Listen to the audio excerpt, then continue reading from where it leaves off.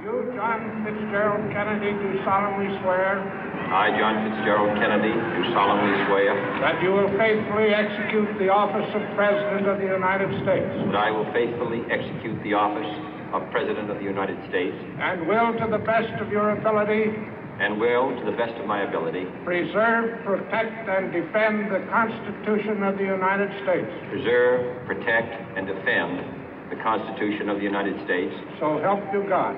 So help me God.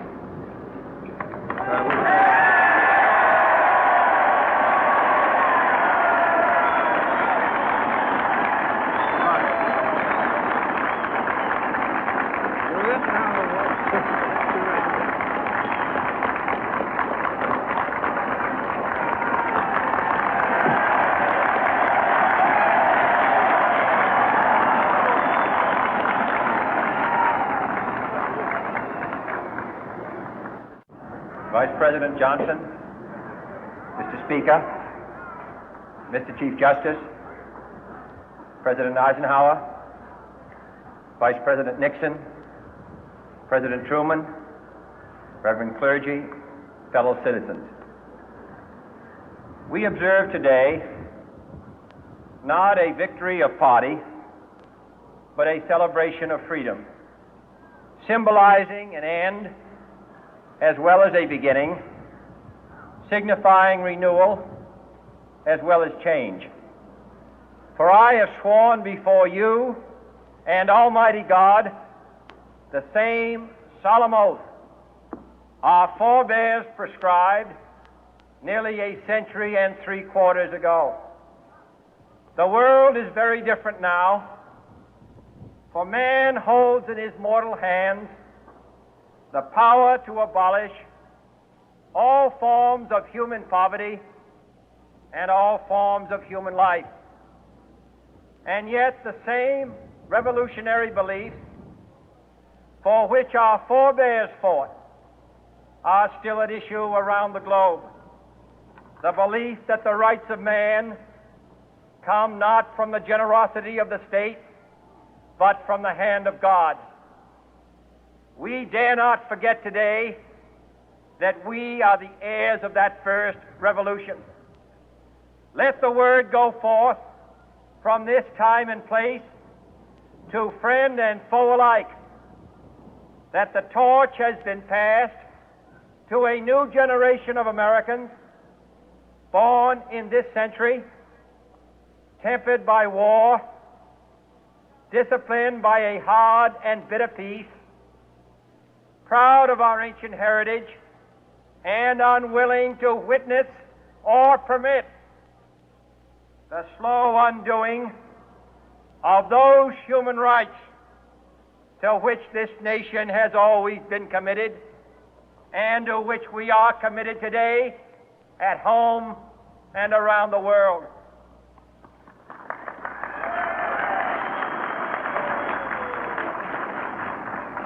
Let every nation know, whether it wishes us well or ill, that we shall pay any price, bear any burden, meet any hardship, support any friend, oppose any foe to assure the survival and the success of liberty.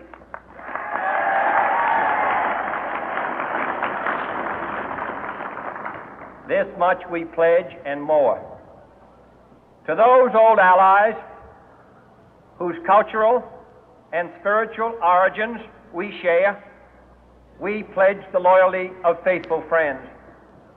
United, there is little we cannot do in a host of cooperative ventures.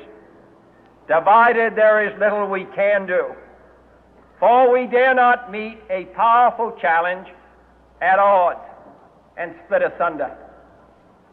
To those new states whom we welcome to the ranks of the free, we pledge our word that one form of colonial control shall not have passed away, merely to be replaced by a far more iron tyranny. We shall not always expect to find them supporting our view, but we shall always hope to find them strongly supporting their own freedom, and to remember that in the past, those who foolishly sought power by riding the back of the tiger ended up inside.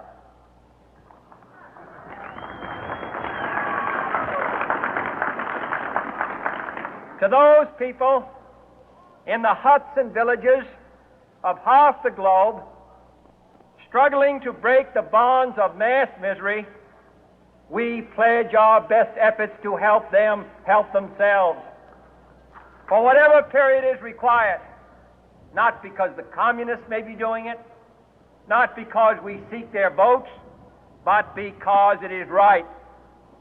If a free society cannot help the many who are poor, it cannot save the few who are rich.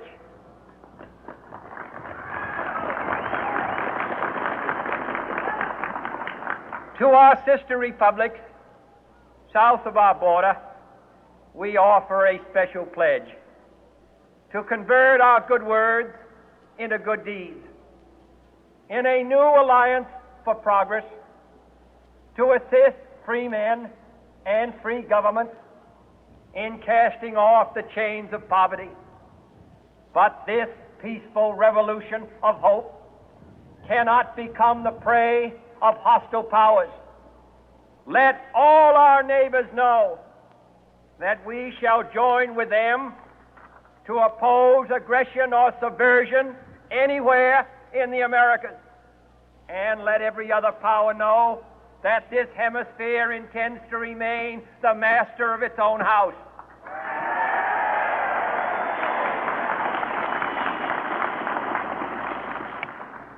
To that World Assembly of Sovereign States, the United Nations, our last best hope, in an age where the instruments of war have far outpaced the instruments of peace, we renew our pledge of support to prevent it from becoming merely a forum for invective, to strengthen its shield of the new and the weak, and to enlarge the area in which its writ may run.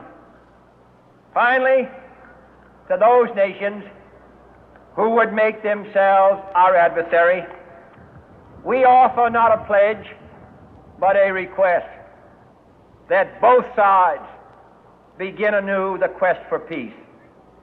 Before the dark powers of destruction, unleashed by science, engulf all humanity in planned or accidental self-destruction, we dare not tempt them with weakness, for only when our arms are sufficient beyond doubt can we be certain beyond doubt that they will never be employed.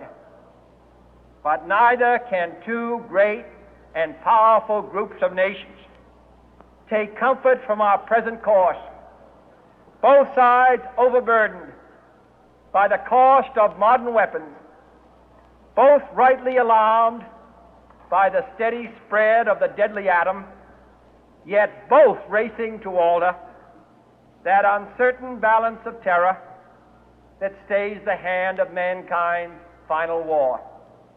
So let us begin anew, remembering on both sides that civility is not a sign of weakness, and sincerity is always subject to proof. Let us never negotiate out of fear, but let us never fear to negotiate.